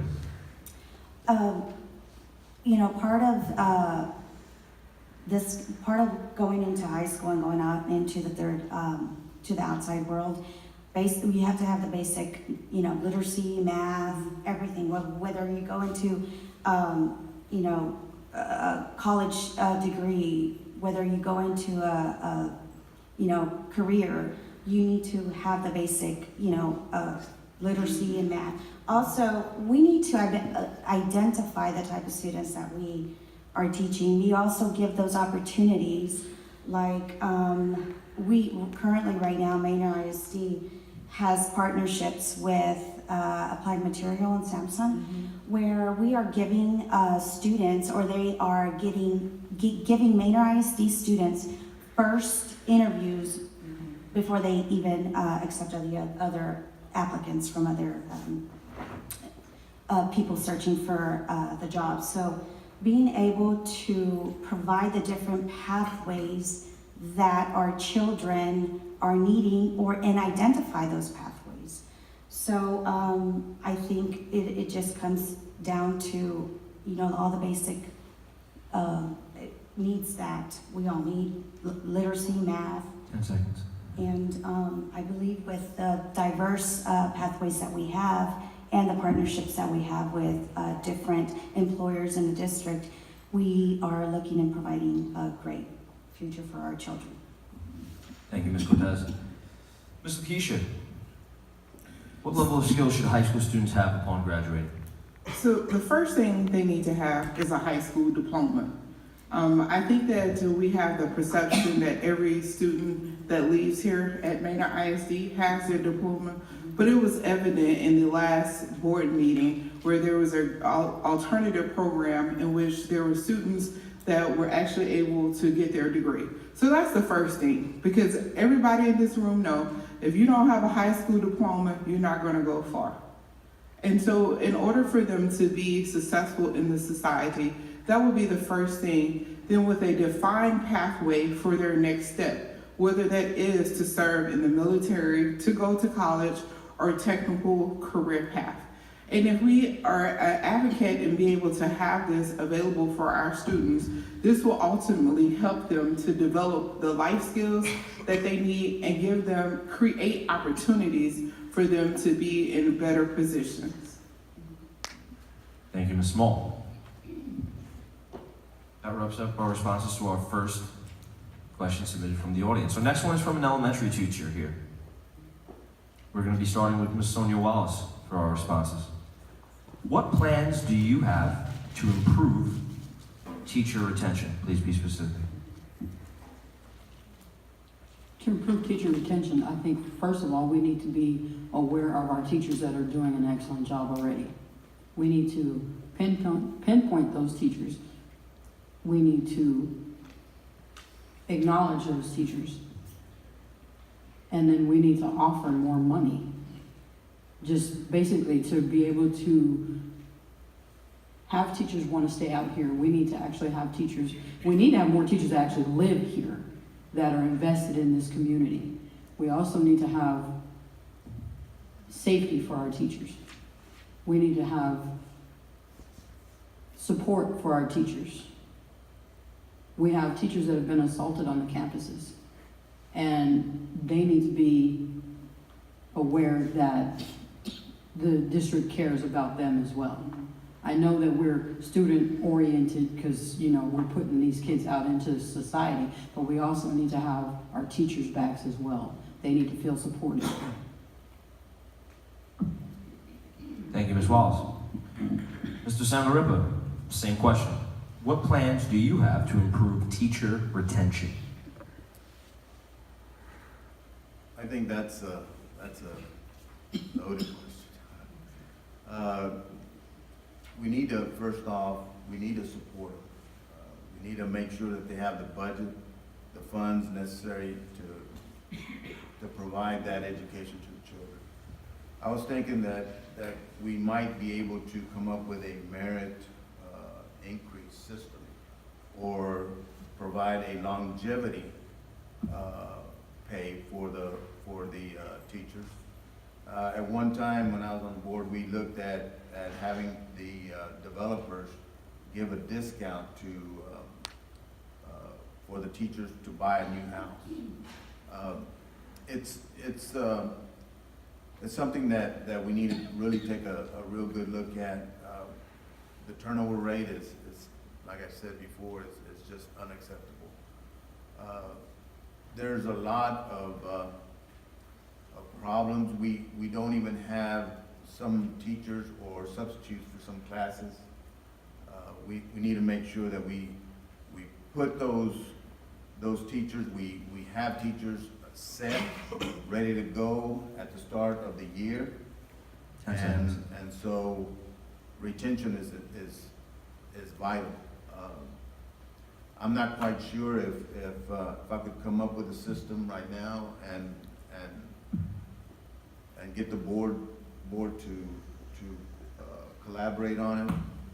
But I think we could really make some headways in providing better wages and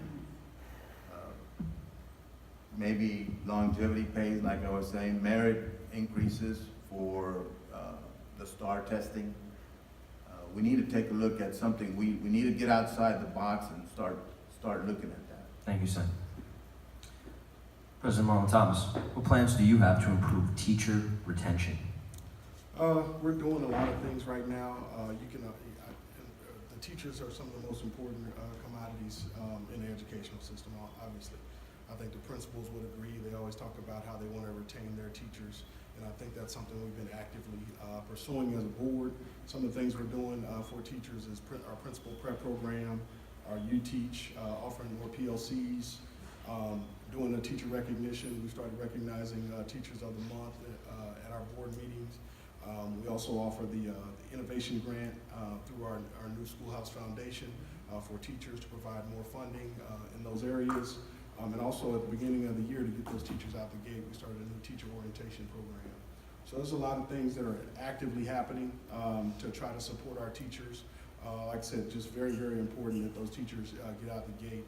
I'm of the mindset of you train them well enough so they can leave, but treat them well enough so they'll stay. And if we can do that, we've seen our teacher turnover rate start to decline, because to replace any employee costs money, right? Then you got to retrain, they got to understand the culture. And as Manor starts to grow, we are starting to have more teachers that are living in our district, and there are partners within our district that live in the Manor area and are setting up in the area, car dealerships and whatnot that are offering discounts and doing different things. So there's a lot of innovative things that are happening to support not only teachers but our principals as well. We'd like for your staff to live and school their kids where they actually work. Thank you, Mr. Thomas. Mrs. Smith, what plans do you have to improve teacher retention? So first, I believe that our teachers they do a lot of hard work. They work with our students 8 hours a day for basically the whole year. They deal with us during homework, everything. So I feel like for sure it would be a raise. I feel like our teachers go through so much and they do so much for our students and they deserve a raise. I do believe that our teachers should have safety. We should be able to ensure their safety for anything that happens within our district. So for sure, I believe that they work so hard and we should be able to grant them that, that little extra money that they can in their paycheck, just because they do work so hard for us, and be able just to honor them. Like Mr. Marlin Thomas said, that Teachers of the Month or Teacher of the Year, be able just to give them a little treat for all their hard work that they do within the school years. Thank you, Ms. Smith. Ms. Cortez, what plans do you have to improve teacher retention? Yes. First of all, I want to point out once again the type of students that our teachers serve. They serve 70% economically disadvantaged students, 40% ELL, English language learners. And we are trying our best to be innovative and give them the resources they need to be able to teach the students that we serve. Mr. Marlin Thomas outlined, different things that we're already working on. And of course, another thing that we are definitely working on is teacher raises. Yeah. We're working with our budget. We automatically, what we did this year is at least cover up their healthcare costs. That's one of the very first things that we did. We have had student enrollment increase, and with that, we are looking into seeing where how we're gonna be able to strategically give our teachers the raise they need to be able to continue teaching the community that we serve. Thank you, Ms. Cortez. Ms. Lakeisha Small, what plans do you have to improve teacher retention? So just a few things I think we could do without any budget is to maybe assign a buddy program, kind of partnership, a teacher that has more experience with someone that is new to our district is an example. Also, I know that there is a exit survey that happens once a teacher leaves, but I think that's too late. Maybe we could also have additional checkpoints, such as a 1 month, 6 month, and 1 year check-in for each of our new teachers. That way we can understand what is the real root cause of why we are losing them. Because I know for me, I drive 17 miles to South Austin every day. And for me, distance is not an issue. Also, as I stated earlier, my mom is a public school teacher of 34 years. She's been retired for the last 5 years, but she goes every day without any pay. So I think for those that are teachers, which I'm so thankful of, that they do this because this is something that is engraved into them, and they will probably do it free, like my mother does. In addition, just as the other candidate says, additional recognition programs, and then also just to overall to give them support, to let them know that they have a board there. Thank you. Thank you, Ms. Small. Ms. Tameika Thomas, what plans do you have to improve teacher retention? So I've been in the spot, so I have a list. One, the pipeline intervention that I talked about having teachers that have been on our campus, that have already done interventions with our students.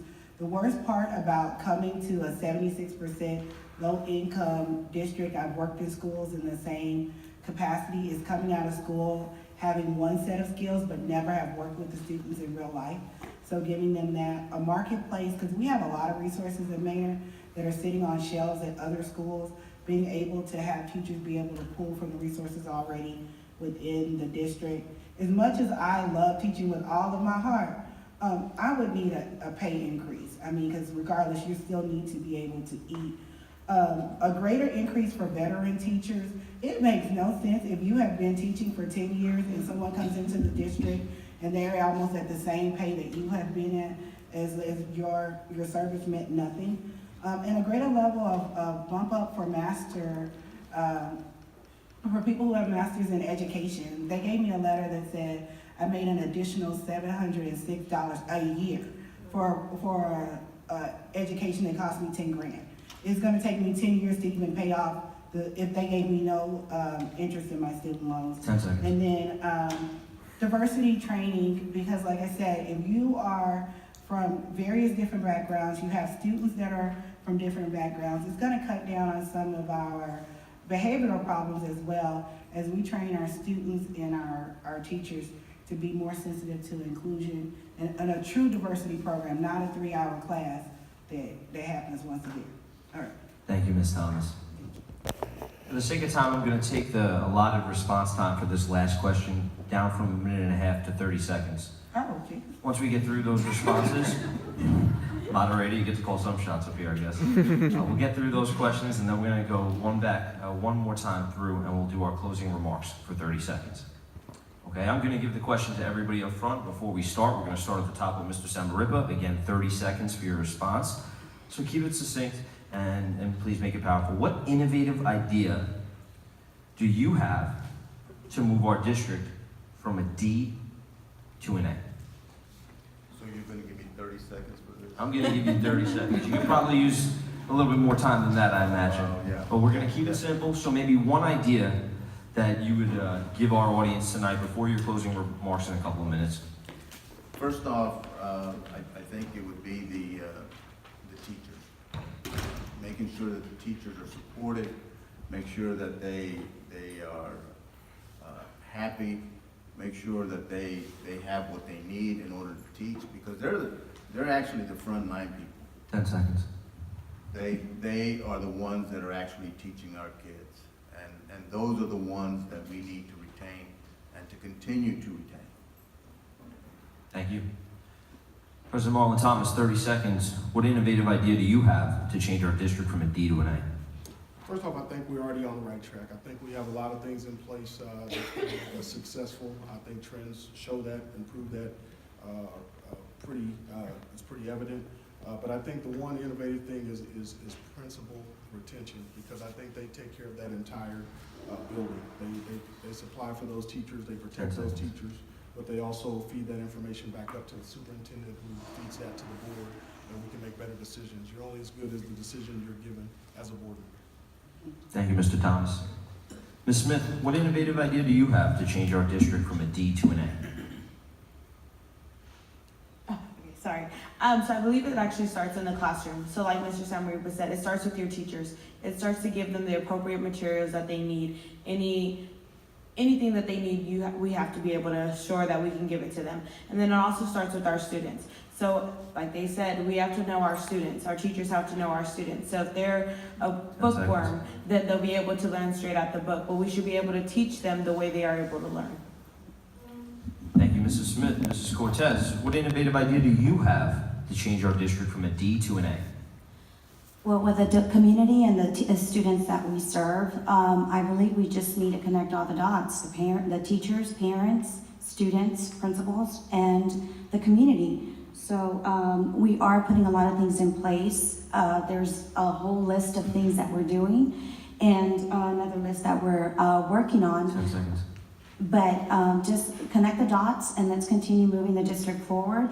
High expectations, high goals, and just expect only the best for Manor ISD. Thank you, Ms. Cortez. Ms. Lakeisha Small, what innovative idea do you have to change our district from a D to an A? So the first thing that I would do is take it back old school with pen and paper. Make everyone map out their day and identify what waste can we eliminate that does not get us on track to where we need to be from a letter D to the letter A. Thank you, Ms. Lakeisha Small. Ms. Tameika Thomas, what innovative idea do you have to change our district from a D to an A? So I alluded to it earlier with the program with partnerships and having our intervention specialists be with college students, because I think that as a district, when we look at the basics from a D to A, is going to be focusing on literacy and STEM, and we need to do that with a better teacher-to-student ratio. If you have 30 students and one teacher, and half of them can't read, it's going to be really hard to move the district forward up with that basis. But I think with more bodies that are capable in the classroom to have those interventions, we can really start to make significant gains more than one year at a time. Thank you, Ms. Thomas. Ms. Sonia Wallace, 30 seconds. What innovative idea do you have to change our district from a D to an A? I think number one, we have to have teachers that are set in place that aren't moved around from year to year, that they know where they're going to be teaching and what they're going to be teaching from year to year. Stability is the key. Consistency is the key. We also need to deal with not just the students, but the family as a whole. 10 seconds. A lot of students have issues in the classroom due to stuff that is happening outside of the classroom. So we need to be able to deal with the whole family. Thank you, Ms. Wallace. The next 30 seconds will be your final public 30 seconds before the elections coming up in a couple of weeks. So please choose your words wisely and be sure to leave our audience with a lasting impression of you as a candidate. These are your closing remarks. There are no rules behind what you care to share with the audience at this point. We're going to go ahead and start with our President, Marlin Thomas, at this time. Final 30 seconds, sir. So thank you all for coming out tonight, obviously taking interest in our district. Thank you guys for trusting us as a board and our current state through our mess and where we're going now. So right now I want to ask you for your vote, because I think we have some momentum that's been built up and we're on the right path. Manor ISD on this journey to becoming a destination district. It's a place where diverse paths converge, and we're searching and driving towards a world-class educational experience for our students and our families. Thank you, Mr. Marlin Thomas. Ms. Smith, final 30 seconds. Okay. So just again, I want to say thank you to everybody. My name again is Reyna Villalovos-Smith. I'm running for school board trustee seat number 3. I just want to say that I am a millennial.